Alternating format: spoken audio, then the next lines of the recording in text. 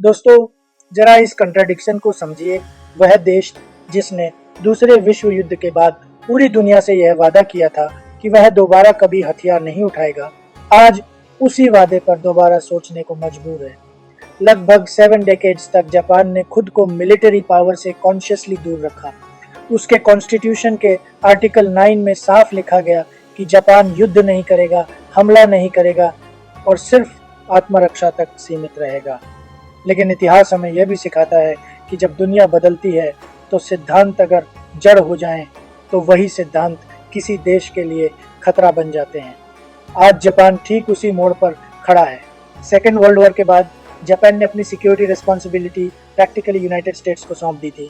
बदले में अमेरिका ने जापान को सिक्योरिटी गारंटी दी। जापान ने भरोसा किया कि जब तक अमेरिका साथ है तब तक उसे हथियार उठाने की जरूरत नहीं पड़ेगी। लेकिन आज वही भरोसा कमजोर पड़ता दिख रहा है। अमेरिका की फॉरेन पॉलिसी अब आइडियोलॉजी से ज्यादा ट्रांजैक्शनल होती जा रही है। सिक्योरिटी अब रिश्तों पर नहीं, डील्स और कॉस्ट्स पर तय हो रही है। जब सुरक्षा कीमत मांगने लगे तो कोई भी देश अंततः खुद पर भरोसा करने की सोचता है। यहीं से जापान की स्ट्रेटेजिक थिंकिंग बदलनी शुरू हुई। ये समझना बहुत जरूरी है कि जापान कभी कमजोर नहीं रहा। जापान ने बस अपनी ताकत दिखाई नहीं। टेक्नोलॉजी के मामले में जापान आज भी दुनिया के सबसे एडवांस देशों में गिना जाता है। यूएस के कई एडवांस्ड डिफेंस प्लेटफॉर्म्स में जापानीज टेक्नोलॉजी पहले से एम्बेडेड है, चाहे वो हाई प्रेसिशन मैन्युफैक्चरिंग हो, सेंसर्स हो, इंजन्स हो या ऑटोमेशन सिस्टम्स। सबमरीन वॉरफेयर में जापान की एआईपी टेक्नोलॉजी को दुनिया की best non nuclear propulsion systems में माना जाता है। ऐसी सबमरीन्स जो में हिनों तक सरफेस पर आए बिना ऑपरेट कर सकती हैं। Radar systems, electronic warfare, naval platforms और साइबर कैपेबिलिटीज, हर डोमेन में Japan quietly world class capability build करता रहा है। फर्क सिर्फ इतना था कि अब तक ये सारी शक्ति प्योरली डिफेंसिव थी, तलवार हाथ में थी, लेकिन म्यान से बाहर नहीं निकाली गई। अब हालात बदल चुके हैं। इंडो पैसिफिक रीजन में चाइना का aggressive rise, Taiwan tension, north Korea के मिसाइल टेस्ट और रशिया यूक्रेन वॉर ने यह साफ कर दिया है कि स्टेटस क्वो सिक्योरिटी मॉडल्स अब काम नहीं करेंगे। अमेरिका ने भी इनडायरेक्ट लेकिन क्लियर संकेत दिए हैं कि फ्यूचर में सिक्योरिटी गारंटीज अनकंडीशनल नहीं होंगी।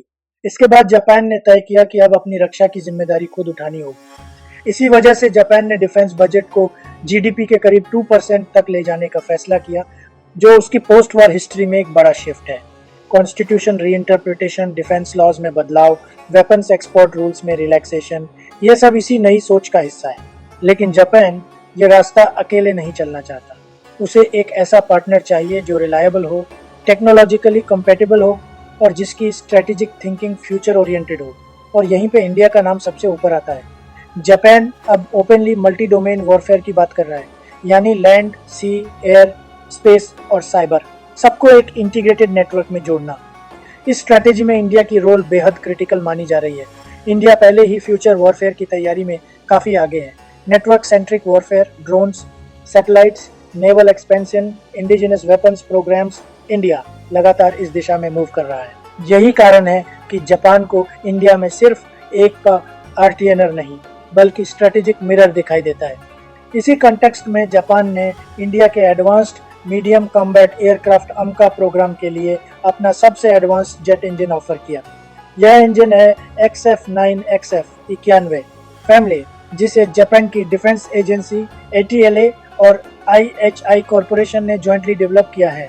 इस प्रपोजल की सबसे बड़ी खासियत यह है कि जापान सिर्फ इंजन सेल करने की बात नहीं कर रहा, बल्कि फुल टेक्नोलॉजी ट्रांसफर, को डेवलपमेंट और इंडिया में लोकल मैन्युफैक्चरिंग की पेशकश कर रहा है।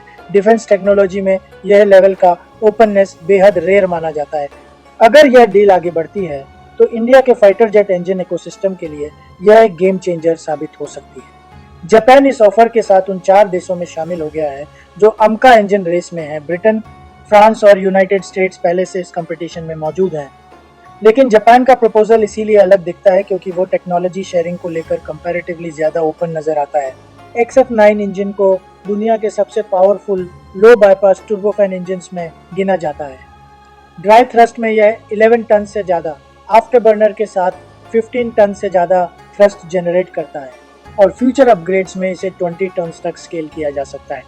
इसका स्लिम डिजाइन अमका जैसे स्टेल्थ फाइटर के लिए बेहद अहम है क्योंकि इससे इंटरनल फ्यूल और वेपन्स कैपेसिटी बढ़ती है। इंजन को सुपर क्रूज कैपेबल बनाया गया है, यानी without after burner sustain supersonic flight, जो मॉडर्न एयर कॉम्बैट में एक डिसाइसिव एडवांटेज माना जाता है। Advance thermal management, low heat signature और स्टेल्थ फ्रेंडली आर्किटेक्चर इसे 5th जनरेशन वॉरफेयर के लिए आइडियल बनाते हैं। ये प्रपोजल ऐसे समय पर आया है जब ग्लोबल डिफेंस कोलैबोरेशंस डिलेज और अनसर्टेनिटीज से गुजर रहे हैं। ऐसे में जापान का ऑफर इंडिया को अमका प्रोग्राम को फास्टर टाइमलाइन पर पुश करने का मौका दे सकता है। स्ट्रेटेजिक लेवल पर भी यह मूव बेहद महत्वपूर्ण है। इंडिया जापान रिलेशनशिप पहले ही इंडो पैसिफिक सिक्योरिटी आर्किटेक्चर में सेंट्रल रोल निभा रहा है।